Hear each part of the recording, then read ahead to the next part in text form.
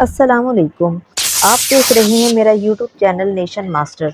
नाजरीन, वीडियो का बाकायदा आगाज़ करने से पहले आपसे एक गुजारिश है कि अगर आप मेरे यूट्यूब चैनल पर नए हैं तो चैनल को सब्सक्राइब करें और बेल आइकन के बटन को दबाएं ताकि हर आने वाली न्यू वीडियो आपको जल्द मौसूल हो सके।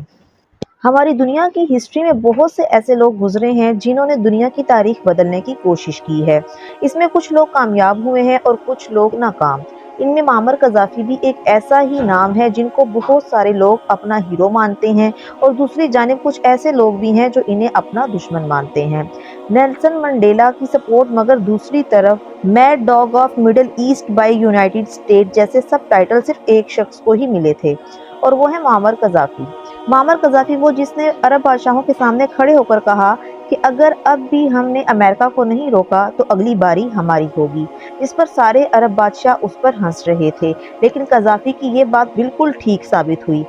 सद्दाम हुसैन को मारने के बाद अमेरिका का नेक्स्ट टारगेट मामर कज़ाफ़ी था, लेकिन आखिर कज़ाफ़ी में इतनी हिम्मत आ गई कहाँ से? कज़ाफ़ी के मुल्क लीबिया को आज से 1400 साल पहले हज़रत उमर रज़ियल्लाहु ताला अन्हु की खिलाफत में मुसलमानों की फ़ौज ने फ़तह किया और हज़रत उमर रज़ियल्लाहु ताला अन्हु ने लीबिया को ऐसा फ़तह किया था कि अगले 1300 साल कोई भी मुसलमानों से लीबिया नहीं छीन सका।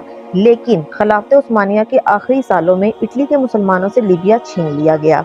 लीबिया के मुसलमानों और इटली के दरमियान आज़ादी की जंग कई सालों तक लड़ी गई, जिसमें लीबिया के मुसलमानों के लीडर का नाम था उमर मुख्तार। जिसके बाद उमर मुख्तार को तो फांसी दे दी गई, लेकिन इसी उमर मुख्तार की फौज में एक गरीब सिपाही था। जैसे ही वर्ल्ड वार सेकंड शुरू हुई तो इस गरीब सिपाही की झोपड़ी में एक बच्चा पैदा हुआ जिसका नाम रखा गया मामर कज़ाफ़ी। मामर कज़ाफ़ी का बाप उसे बचपन से ही उमर मुख्तार की बहादुरी की कहानियां सुनाया करता था, जिससे कज़ाफ़ी को अपनी जिंदगी का मकसद मिला। दुनिया ने मिलकर इस मुल्क में अपना पपेट बादशाह बिठाया था। आज़ादी मिलने के बाद भी लीबिया फिर भी दुनिया के गरीब और बैकवर्ड इलाकों में था, लेकिन बहुत जल्द ये सब कुछ बदलने वाला था, क्योंकि लीबिया में दुनिया की सबसे बड़ी ऑयल की डिस्कवरी हुई। अचानक लीबिया दुनिया के सबसे गरीब लोगों से दुनिया के अमीर लोग बनने लगे। एक आम लीबियन जो अब तक सिर्फ $30 कमाता था, कुछ ही सालों में अब वो $2000 कमाने लगा। एक पपेट बादशाह होने की वजह से उसने लीबिया के सारे तेल का कंट्रोल अंग्रेजों के हवाले किया हुआ था, जिससे लीबिया की आवाम उससे नफरत करने लगी थी।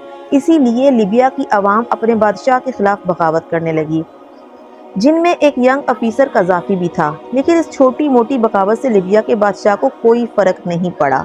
लीबिया को बड़ा दचका तब लगा जब एक बार फिर इसराइल और अरबों की जंग शुरू हुई, जिसमें सारे अरब मिलकर इसराइल के खिलाफ लड़ रहे थे। लेकिन लीबिया का बादशाह एक पपेट होने की वजह से बिल्कुल खामोशी से छुपकर बैठा हुआ था, जिसके बाद सिर्फ 6 ही दिनों में सारे बड़े बड़े अरब ममालिक बड़ी बेशर्मी से इसराइल से हार गए।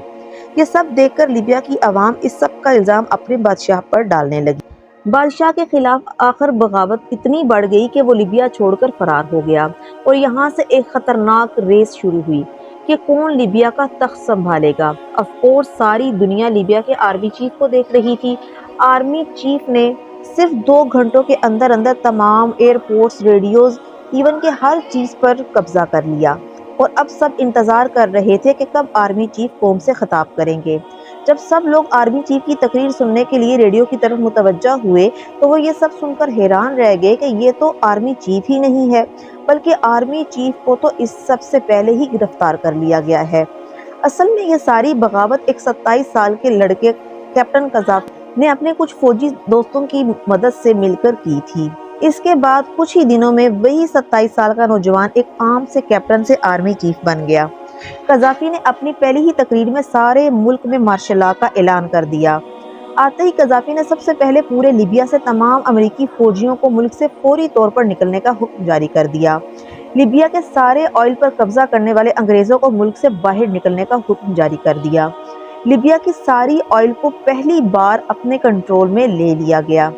लीबिया की हुकूमत संभालते ही पाकिस्तान और इंडिया की जंग शुरू हुई, जिसमें कज़ाफ़ी ने फुल पाकिस्तान की सपोर्ट की और इंदिरा गांधी को खत लिखा कि इंडिया ने पाकिस्तान पर हमला करके बहुत बड़ी ज्यादती की है। इसके बाद मोहम्मद कज़ाफ़ी ने पाकिस्तान में आकर OIC के इजलास में कहा कि पाकिस्तान के पास भी न्यूक्लियर पावर होनी चाहिए।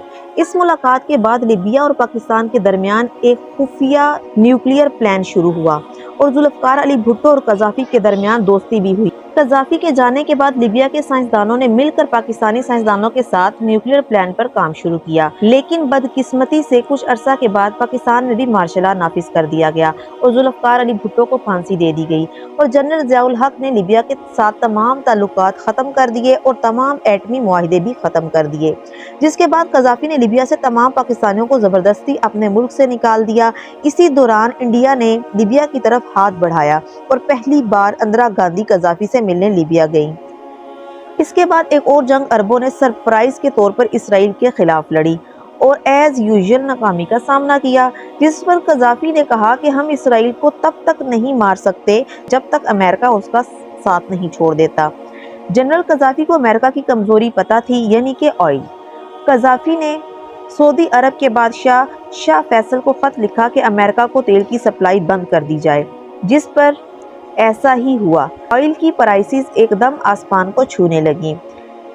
اس سب سے حاصل ہونے والے پیسے سے قذافی نے لیبیا کو ایک رچ اور ماڈرن کنٹری بنانا شروع کر دیا۔ اگر کسی لیبین کے پاس اپنا گھر نہیں ہوتا تھا تو اسے اپنا گھر دیا جاتا تھا۔ اگر کوئی آدمی گاڑی خریدنا چاہتا تھا تو آدھے پیسے لیبین حکومت ادا کرتی تھی، یعنی کہ قذافی کی حکومت ادا کرتی تھی، اور لیبیا میں جو شخص بھی شادی کرنا چاہتا تھا اسے آلموسٹ 1 کروڑ روپے دیے جاتے تھے۔ قذافی نے ایک اور کام بھی کیا کہ دنیا کی سب سے بڑی ایک فلم بننے جا رہی تھی، دا میسج، جو آپ صلی اللہ علیہ وآلہ وسلم کی زندگی پر بنائی جانے والی سب سے بڑی فلم تھی، لیکن مسئلہ یہ تھا کہ کوئی بھی ملک یہ فلم بنانے کے لیے حامی نہیں بھر رہا تھا۔ بہت سارے اسلامی سیکولرز اس فلم کے بننے کے خلاف تھے، لیکن قذافی کو اس سب کی کوئی پرواہ نہیں تھی۔ اس نے اس فلم کے ڈائریکٹر کو اپنے پاس لیبیا بلایا اور اسے ملینز آف ڈالرز دیے اور اسے یہ فلم لیبیا میں بنانے کا حکم دیا۔ اس فلم کے بننے کے بعد قذافی عرب اور مسلمان دنیا میں ایک بہت بڑا لیڈر بن گیا، لیکن ابھی بھی دنیا میں ایک ایسا بادشاہ تھا جو قذافی سے بھی بڑا تھا، اور وہ تھا سعودی بادشاہ شاہ فیصل۔ لیکن جیسے ہی شاہ فیصل کو شہید کر دیا گیا تو قذافی عرب دنیا کا انتہائی پاپولر شخص بن گیا۔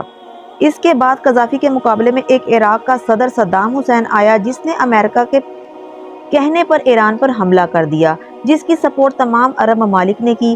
ایک واحد ملک لیبیا تھا جس نے اس کی مخالفت کی اور کہا کہ تم امریکہ کے کہنے پر معصوم لوگوں کا قتل کرو گے، جس پر صدام حسین نے کہا ہم مریں گے تو شہید ہوں گے اور وہ مریں گے تو جہنم میں جائیں گے، بالکل تمہارے باپ کی طرح، جس پر قذافی نے طیش میں آ کر ایران کی سپورٹ کی اور صدام حسین کو شکست ہوئی، جس پر امریکہ نے قذافی کو سبق سکھانے کی ٹھان لی اور لیبیا پر حملہ کر دیا، جس میں قذافی کا محل بھی شامل تھا۔